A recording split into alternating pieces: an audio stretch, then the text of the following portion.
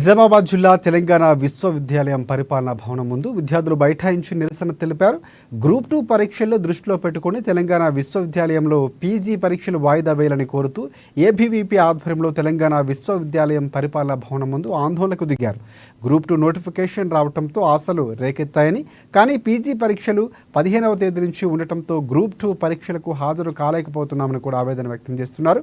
ఈ నేపథ్యంలోనే పరీక్షలు వాయిదా వేయాలని డిమాండ్ చేశారు. ఇక డిచ్పల్లి సిఐ మల్లేష్, ఎస్ఐ మహేష్ ఆందోళన చేస్తున్న విద్యార్థులు సముదాయించే ప్రయత్నం చేశారు. తెలంగాణలోని 10 విశ్వవిద్యాలయాలు పీజీ పరీక్షలు యథావిధిగా జరుగుతాయని, ఎలాంటి మార్పు వీలు కాదని ప్రొఫెసర్ రిజిస్టర్ యాదగిరి తెలిపారు. డిఎస్సి తర్వాత గ్రూప్ 2 పరీక్షల్లో 2 వారాల గడువు ఉంటుందని విద్యార్థులు గమనించాలని కూడా సూచించారు.